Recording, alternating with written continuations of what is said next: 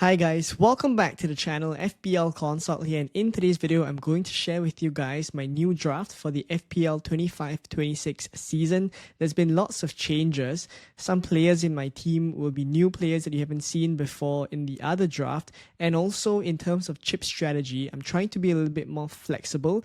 I planned for a bench boost in game week 1 and a wild card in game week 4 in my previous draft, but now I'm kind of looking at extending that wild card, looking at whether I can use the wild card later on in game week 7 potentially, or if I can delay even longer in game week 13 is also a very opportune window with big fixture swings for the top 6 teams. So I do think like today's draft will be me mainly building something that can take me through at least the first 6 to 7 game weeks, and then I reassess whether I want to wildcard later on. So some of the picks you'll see are with a longer term in mind, and also the strategy now will still be a bench boost in game week 1. So what I'll do right now is just click the bench boost option, and basically it shows that I'm still on a bench boost 1 strategy. It comes down to actually Kinski at 4.0 million and whether he starts this Burnley game, because firstly there were really only two 4.0 keeper options that we were looking at the start of the season, Kinski and Cardarlo from Leeds. But right now Leeds have signed a new keeper, and Cardarlo no longer looks like he's going to be the number 1 starting keeper for Leeds. So really in terms of cheap, 4.0 bench options for keepers that potentially could still start, it's Kinski for Spurs against Burnley at home here. And this is a plum fixture. So if he really does start, I think he's going to be key as part of helping me to save money, but also a keeper that starts on my bench, available to bench boost. So that's the first thing. Now, in terms of my other keeper choice, I've also gone for Robert Sanchez to cover the Chelsea defense. Now, Chelsea's fixtures are really good. If I choose to delay the wildcard all the way until game week 13, you look at the fixtures before game week 13 all the way up till game week 12. The really only tough fixture I see is maybe here in game week 7 against Liverpool. Aside from that, the other fixtures, looking at Chelsea's defense right now, I do think like Chelsea could pick up quite a big number of clean sheets here. And I think it plays into Sanchez's hands because right now it also seems as if he is still going to be the first choice ahead of Jorgensen. Now, going with Sanchez here means a couple of things. I'm likely not going to double up on Chelsea defense. So if I go for Sanchez, I don't go for Cucurella or Levi Colwill.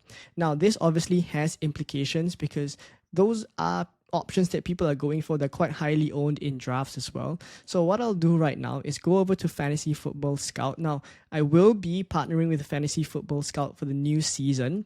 I'll work out an affiliate link with them soon enough, but basically lots of the content in this season's videos will be using the data from Fantasy Football Scout. It's really comprehensive, and what I have here on screen is basically the recalculated player points totals for last season. So what they've done is they've recalculated all the points that these players would have gotten, or every player would have gotten, counting in defensive contributions, which is one of the new changes, the extra assist points, because there also have been changes in terms of how FPL intend to award assists this season, and then player positional changes, bonus points changes as well. So basically when I look at this whole table here, which is very comprehensive and is very well done by Fantasy Football Scout, I do look at firstly, we'll come back to this table in a bit for defenders when I speak about them, but I want to focus on, as I was speaking about, Levi Colwill and Cucurella. So Cucurella only benefits for 6 defensive contribution points after the changes. So what it tells me is that he's someone that is more attacking in terms of a defender, and that's what a lot of people saw last season. But this season, I don't feel as if the defensive contribution points is something that we can kind of overlook, right? At a price point like 6.0 million, I think I'm going to need a lot more in terms of defensive contribution points. Either that or his attacking returns has to be really, really strong. Now, in terms of attacking returns last season, Marc Cucurella was pretty good. He got quite a number of goals. But what I'll say is also there has been quite a bit of an overperformance from him. So whether he can keep that up is something else as well. But at least in terms of stability and week in, week out defensive contributions, at 6 million, he only offers me an additional 6 defensive contributions points. So that is pretty poor. And I look over at Levi Colwill as well. Levi Colwill also only gets 6 additional defensive contributions points. So when I look at these two options, Cucurella and Colwell, I'm not missing out too much if I don't go for them in terms of the defensive contribution points. Clean sheets wise, Sanchez can cover it because he's also in the same playing for the same team, obviously. And next thing for attacking returns, then Levi Colwell isn't as strong as some other attacking assets. And I look at Cucurella, his attacking returns really kind of overperformed last season. So that's why I think going for Robert Sanchez here is not too bad to cover the Chelsea defense. Now, in terms of defenders now, and this is where I'll go back to the table again, and what I have here is the recalculated player points totals again, based off of defensive contributions. The old bonus is kind of edited and revised to the new bonus points, because obviously with defensive contributions, it also adds to your bonus, your bonus point changes basically. So with these new points, I have all the defenders here sorted in terms of new points, and you'll see that players that we felt last season, or I guess in terms of our old thinking, where attacking players would be the highest scoring defenders, it's no longer the case, right? You look at Milenkovic here, picking up 26 defensive contribution points. If it was implemented last season, he would have been the highest scoring defender at 178 FPL points. And going down from the list as well, there's Murillo, there's Van Dijk, there's Vardiol, Munoz, Trent, who's obviously not here anymore, and then Collins and Tarkowski as well. Tarkowski is actually the one with the highest defensive contribution points.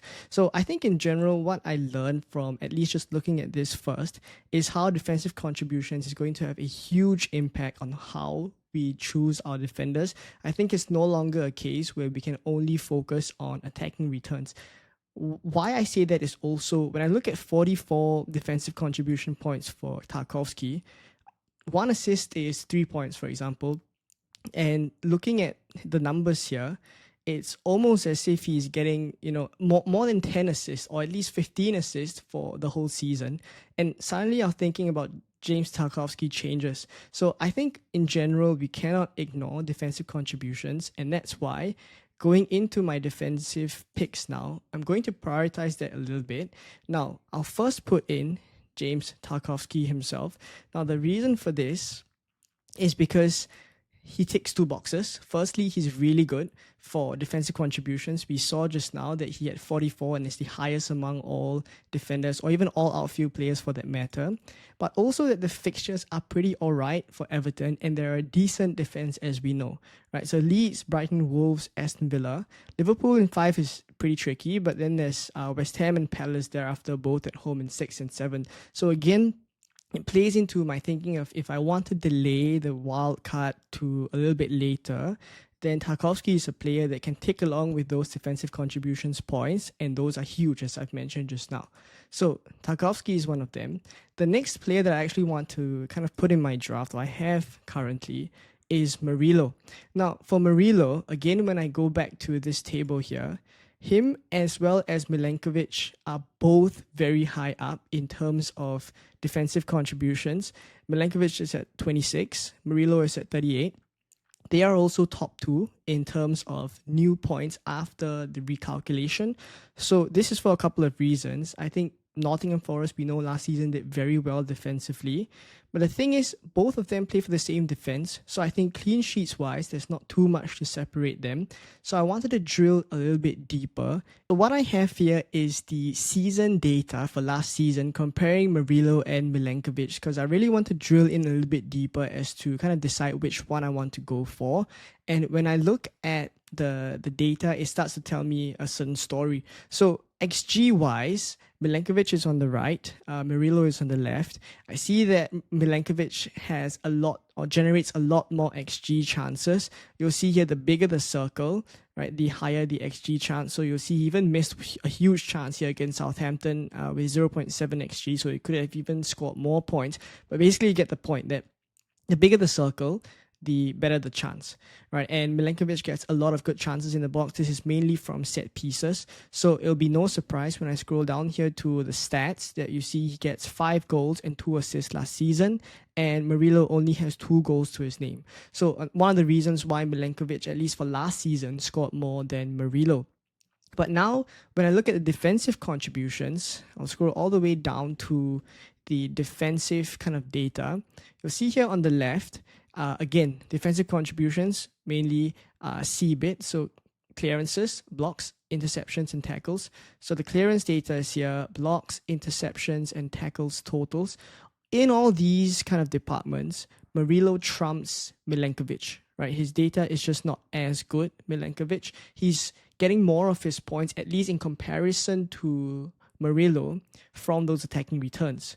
So for me, which one is more reliable? I do feel like the defensive contributions data at least is a little bit more reliable, because these defensive actions occur for these defenders on a more regular basis. So that's already one. And I guess in terms of comparing to, if attacking returns is good for Milenkovic and the defensive data is good for Murillo, I'll just tend to now look at the bonus points. So coming back to bonus point system here, you'll see that baseline bonus points is really good for Murillo. It's at 549, while Milenkovic is at 444. Because they are defenders, they get awarded more bonus point system points for defensive actions and less so for attacking actions. The converse is also true for midfielders and forwards, and therefore when I look at this, it does make sense, right? From a defensive action standpoint, Murillo is making more defensive actions than Milenkovic, and therefore it is correct for him to be awarded more baseline bonus points. And that does add to my decision of now choosing to go for Murillo, right? Because he's good for bonus points, he's good for defensive contributions points. Maybe he misses out on the attacking returns that Milenkovic offers, but I'm okay to forgo that for now in prioritization of those factors that go for Murillo. So that's Murillo here. The last defender that I'll put in my starting 11 is actually Virgil van Dijk. So the main reason for this is, again, with a longer term view in mind, I want to have at least this 6.0 million price point, right? Because there are other players that are pretty good with fixtures from, I guess, game weeks 6 or 7 onwards. And if I want to delay the wildcard to game week 13, I need to have that price point, this 6.0 million price point, to move around to someone like a Gabriel or a Saliba later on. And basically, when I look at good defenses, I still do think like Liverpool's defense is a very strong defense that we should be going for, and Van Dijk, as we saw just now, very good for defensive contributions as well. Van Dijk is just here with 22 defensive points that he would have gotten, and yeah, I mean, one of the top few for recalculated player point totals last season as well. So Van Dijk here is mainly firstly to cover Liverpool defense, but also that I have that price point and he's really good for defensive contributions. Now, moving into the midfield now, I'll fill the bench up later on. I understand that I haven't filled in 2 defenders yet, but I'll move into midfield first. And I think one of the things that, if I want to think long term, is that I have to have Salah, right? I mean, from game week 4 onwards, I definitely want to have a Liverpool attacker. Now, I do understand some people saying that if Isak comes in, the points will be more spread out. Maybe you don't want to go for Salah, etc. But for me, it's really about captaincy and how reliable Salah is and how proven he is in the Liverpool team. I don't think Isak takes penalties off Salah, and I think Salah is still an elite FPL asset. Another thing as well is that I won't be going for Haaland in this draft. It's a bit of a spoiler, but if I don't have Haaland, but I still want to have that kind of a 14 million or 14.5 million asset for that matter to switch around, especially if I want to delay the wildcard, then going for Salah here just helps me to cover that. Right, so Salah, game week 1 captain, if I bench boost, I think that's the way I'll likely go. And next, in terms of, premium-ish midfielders, the next one I have is Palmer here. Now, this is for obvious reasons. I want to cover the Chelsea good fixtures, but also that Palmer right now is playing at a very high level. Yes, last season, towards the end, he kind of, didn't take off. He really did not play to the level or the second half of the season that we expected. But in the Club World Cup, he's shown that he's slightly coming back more into form. I think the main reason for his second half of the season performance is also that his role changed in the Enzo Maresca system, right? So now moving forward with his attacking contributions that we've seen in the Club World Cup and what he can do working together with João Pedro, there could be more attacking returns in store for Cole Palmer and also likely still on penalties. He also allows me that price point to switch to Salah very easily because he's at 10.5 million and Saka is at 10 million. Right, so if I want to switch to Saka, say around game week 7 to get ready for this run of good fixtures for Arsenal, I could very easily just do that. So Palmer here in the midfield. And the last one that I want to kind of highlight that is slightly more, I guess, in the mid-price region is actually Morgan Rogers. And this one is mainly to cover the Aston Villa fixtures, because for the first few game weeks, I do think like they are one of those teams with pretty decent fixtures, right? Newcastle, Brentford, Palace, Everton, Sunderland, Fulham, Burnley, all in the first 7 game weeks. I think it's a pretty decent fixture run. Aston Villa attack, we know, is a pretty strong attack. Rodgers nailed for minutes and only 7 million. I do think that he is worth that money, right? So these are, I guess, the 3 core midfielders that I would go for. And then now I start to look for cheap options because I'm building a bench boost team as well. So I need to have some cheap options.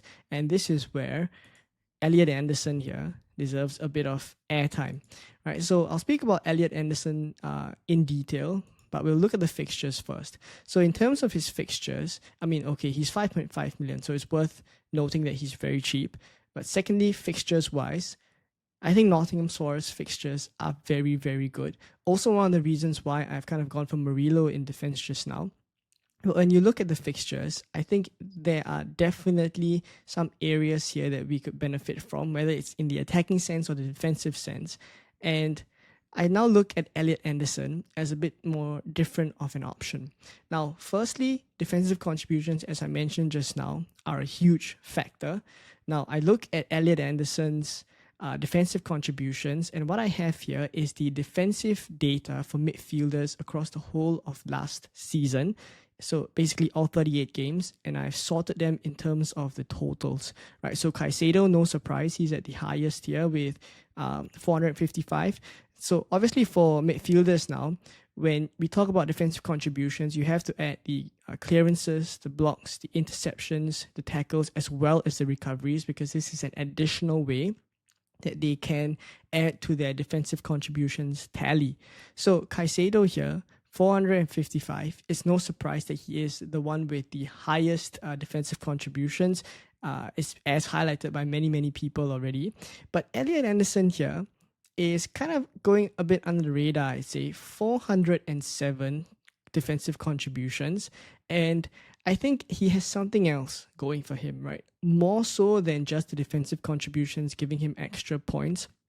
I do feel like attackingly, he's the one that has the greatest chance of getting consistent-ish attacking contributions as well. Now, what I've done here in the new table that I'm going to show you guys is I've picked out the first 8. So I'll stop at Bruno Fernandes because his price point is not the same price point, right? He's 9 million. He's going to be so much more expensive than the first 8 midfielders that we have here. We're looking at cheap options. So I'll take these 8 midfielders, and in this new table, I look at their expected data, how good they are for goal threat or goal involvement, basically. So you see here, sorted by non-penalty expected goal involvement, that Elliot Anderson trumps the rest of them, right? Norgard from Brentford is actually pretty high, but Norgard now obviously is in Arsenal, so his minutes aren't going to be secure. So Anderson here really trumps the rest of them in terms of non-penalty expected goal involvement, and in terms of actual numbers registered, he's got 8 goals and assists, right? Non-penalty, right? And if you don't count Norgard, the next highest would be 4 already. So almost has double of all these other cheap-ish midfielders that we're looking at. And also, yes, there's a bit of overperformance, sure. There's about 2 returns worth of overperformance. If I take that away, it's still 6, right? Goals plus assists for Anderson, right? And I do think that that is worth considering, right? So therefore, with better attacking threat and also very good defensive data here that we see here, 407 defensive contributions, I do think like Elliot Anderson is a player that at 5.5 million with these fixtures coming up is worth going for, and the 5.5 million option that I think I would be choosing, right? And now I think when we move on to the forwards, I think it's a slightly more different conversation because defensive contributions are no longer what we're speaking about. There's a lot of conversation that we had in today's video about defensive contributions, but now it shifts, right? It shifts into more attacking minded, right? Obviously with forwards here. So the first player that I'll put in is the player on the thumbnail, and that's Gyökeres. Now the main reason here is not because he's the shiny new toy, but it's because I do think like I need some Arsenal coverage for this Leeds fixture. There's going to be huge FOMO if I don't have any Arsenal attackers for this Leeds fixture. Now Saka obviously is a player that would be the most popular or people would think to go for. But I don't think losing Palmer here against West Ham away just to get Saka in makes sense, just for that 1 week, and then Arsenal's fixtures start to get better after, right? Because after that, it's, a sea of red, right? Liverpool, Forest, Man City, Newcastle. So I don't think it makes sense to just bring Saka in for 1 week. But the difference is if I start with Gyökeres, Manchester United away I don't think it's too difficult of a fixture. And also, I get to move around this 9.0 million price point. After the Leeds game, if I decide that, I want to switch Gyökeres out, I have a ready-made replacement in Watkins. Right? Gyökeres to Watkins is a move that I could very well pencil in from game week 3 onwards, right? Once Gyökeres runs into a difficult fixture run, I could open up this door. The difference is, if I'd chosen to go for Saka and not gone for Gyökeres instead, it'd be harder to just make that switch, right? Because I can't go for Watkins here, who is an option I'm also having in the back of my mind. I have to make 2 transfers later down the line. So I think nailing the price point for Gyökeres here is the main reason why I've gone for him, not because he's a shiny new toy. So he's in the draft. Whether he's going to make it all the way until my final draft, we'll see. But the next attacker that I want to look at is Solanke. Now, Solanke right now is nursing a bit of a small niggle, but he should be fine based on what Thomas Frank is saying. Long way more to go until the first game of the season as well. But he has what you can say is the most plump fixture, is Burnley at home. And the Spurs attack is very strong right now. The Spurs attack has lots of good attackers. There's Kulusevski, Odegaard, Matthias Tell, like lots of these attack, or even Kudus that they've just signed, like so many good options that I think the supply into Solanke is going to be really good. And I do think that strikers under Thomas Frank generally do quite well.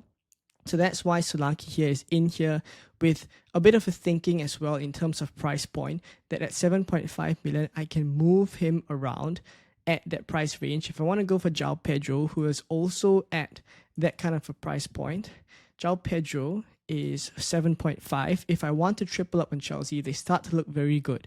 Then Solanke to João Pedro is a very easy move to make as well. And lastly, I have to go for a cheap attacker now. I have to save some money because you see I only have 20 million left in the bank and 4 slots left to go. So the player I'm looking at is Beto. Now, Beto from Everton, right? He plays Leeds away.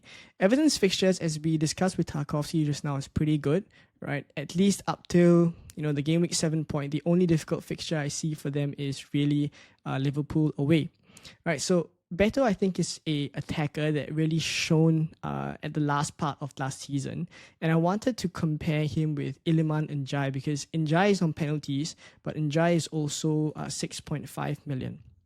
Right, so he's a little bit more expensive. He's 1 million more expensive. Same fixtures, obviously, but he has penalties. And I wanted to see if this penalty factor is worth an extra 1 million. Because if I go for Beto, I save that 1 million, but I miss out on the pens. So what I have here is, again, from Fantasy Football Scout, a comparison of Beto and Iliman Ndiaye for last season, basically 24-25 season, for the last 6 game weeks. So game week 33 to game week 38. And firstly, I want to look at the heat map for both of them. So Beto is on the left and Ndiaye here is on the right. And Beto's heat map is a lot more centered in the danger zone here, the penalty box. While you look at Ndiaye, majority of his actions are kind of on the wing, right? And it's just basically he has to carry the ball forward a little bit more before he can pull off his shots. It's the nature of the positions that they're playing, right? Ndiaye is a winger, Beto is an attacker. But from that sense, I already see that it's slightly easier for Beto to get attacking returns. The next thing is also in terms of attempts. So I scroll all the way down now to goal threat here because this is what we want to see from the attackers, whether it's midfielders or forwards. I really do want to see them, take a lot of attempts get their shots on goal and convert them into FPL points. And what I have here is the goal threat for both Beto on the left and Njai on the right. Now, attempts-wise, you see that over the last 6 game weeks, so game week 33 to game week 38, Beto takes so many more goal attempts than Njai, and I think it's no surprise because he's the one closer towards the goal. He gets more of those shots away. He takes a shot or takes an attempt at goal every 27 minutes, and that's, almost 3 times less than what Njai takes, right? So I don't think Njai is as good for goal threat, if I'm being honest. And when I look at the expected data over the last 6 game weeks, you see that Beto got 2.21 expected goals that he generated, and Njai only 1.26. So I do feel like overall, when I compare these two options, right, Beto and Njai, Beto is the one with the better attacking data, but Njai is the one that's on pens. I'm willing to give up that pens, save that extra 1 mil to spread around, especially on my bench boost week, and go for Beto, and hope that he kind of converts those greater attempts into returns. Now, looking at the bench now, there are 3 options that I have to fill up here, and I only have 14.5 million.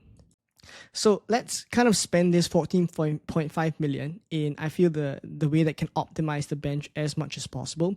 So the first player I'll put here is the Brighton new signing. It's really attacking and everyone has been shouting about him, and it's De Kuiper. So basically, he's a player that is likely going to be playing on the left wing for Brighton. Left back for Brighton. And Estupiñán is no longer with Brighton, so I think De Kuiper's minutes is even more secure. And I think Brighton's fixtures as well, looking at the first few game weeks, yes, there are some tricky fixtures here. Man City in game week 3, Chelsea in game week 6. But aside from that, those other fixtures are fixtures I don't think Brighton will struggle too much in. It's not easy fixtures, but I do rate Brighton as a team. So defensively, they could pick up some clean sheets, but really De Kuiper is a player that you'd be going for the attacking returns, right? He came from the Belgian league and basically got a lot of attacking returns.